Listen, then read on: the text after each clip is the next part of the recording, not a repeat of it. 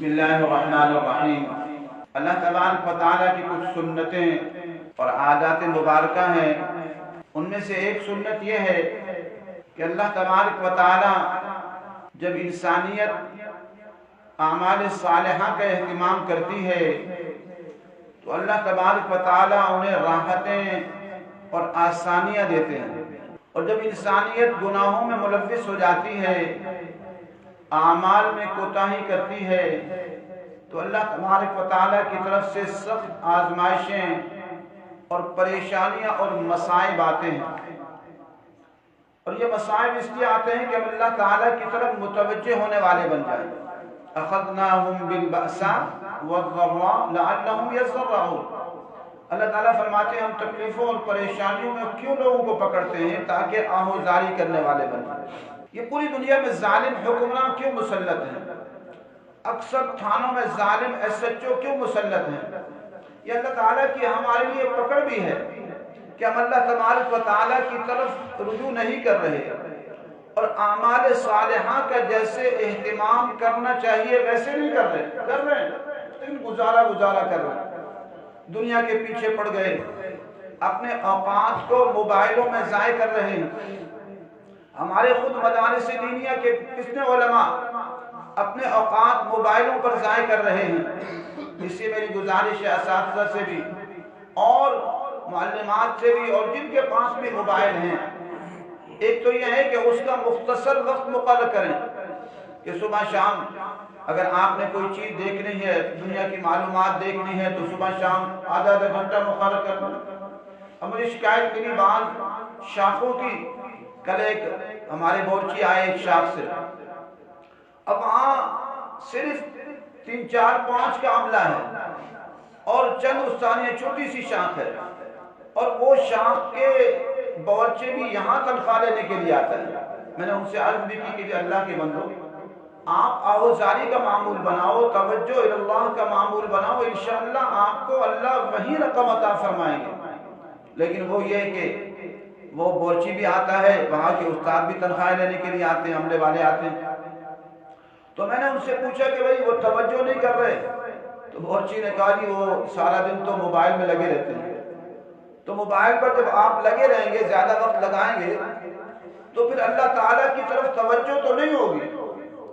اب مدارس سے تھوڑے سے عملے کے لوگ ہیں، لیکن وہاں شہزادے بنے ہوئے ہیں، کنگ آف جامعہ ہیں، تو اب اس کی وجہ سے جب آپ بادشاہی زندگی بسر کریں گے، اعمال صالحہ کا اہتمام نہیں کریں گے، تو اللہ تبارک و تعالیٰ کی طرف سے رحمتیں کیسے متوجہ ہوں گی؟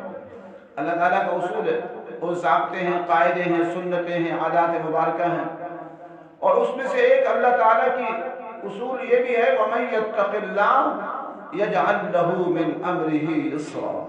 جو تقوی اختیار کرے گا ہم اس کے لیے آسانیاں پیدا کریں گے۔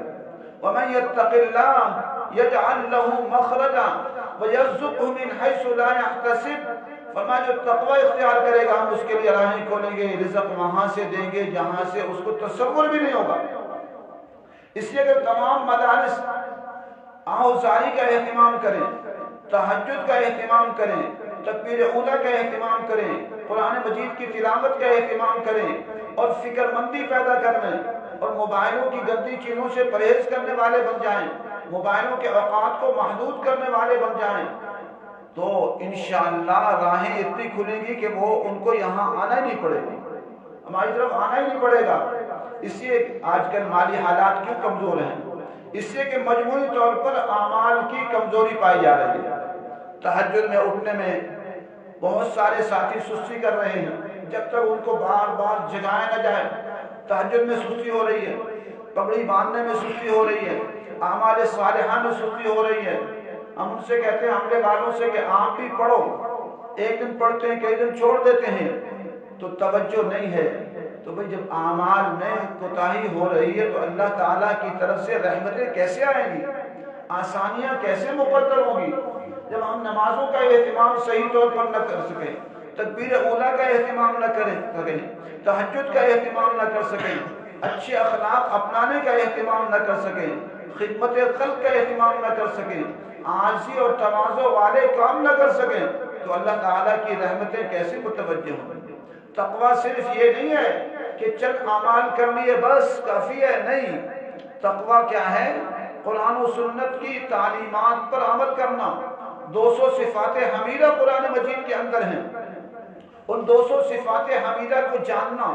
کتنے علماء ہیں اور کتنے اہل دین ہیں اور کتنے اہل مجاہد ہیں، انہیں 200 صفات حمیدہ کا پتہ ہی نہیں ہے، 200 صفات حمیدہ پڑھی ہی نہیں ہے، اور 150 سے لے کر 200 کے قریب صفات مذمومہ یعنی بری صفات ہیں، کبھی دیکھا ہی نہیں ہے۔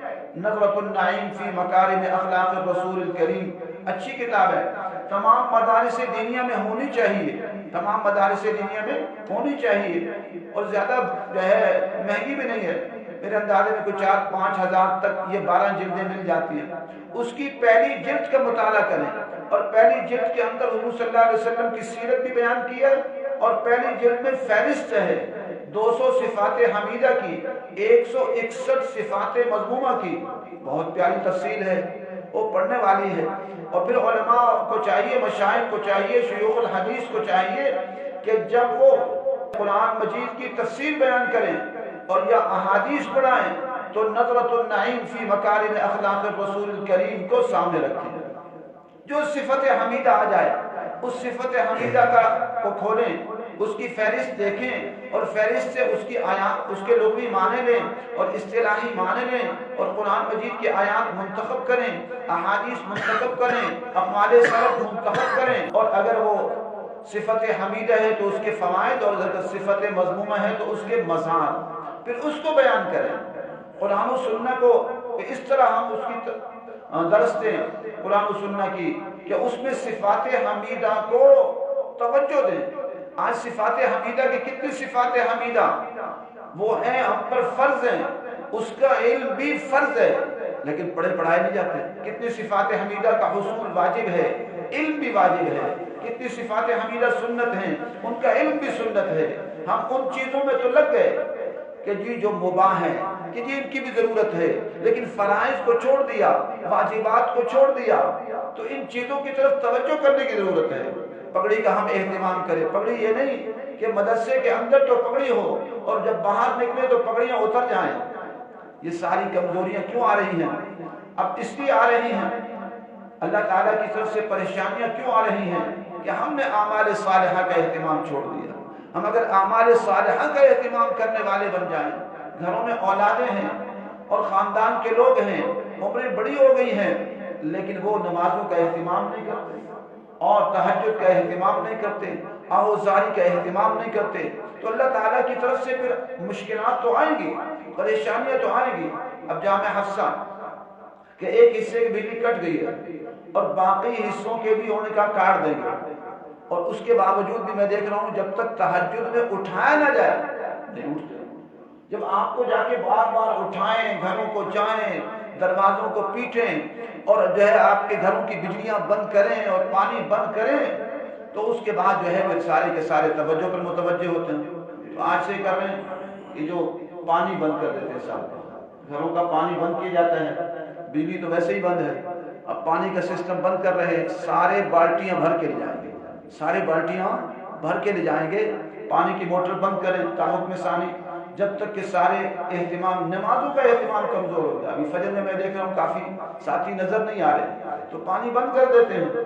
آج سے پانی بند کیا جاتا ہے تاکہ جب آپ اپنی کینوں میں گھر میں پانی بھر کے لے جائیں گے نا، پھر احساس ہوگا کہ یہ پانی کتنا مشکل ہے جو آرام سے گھروں میں پہنچ رہا تھا۔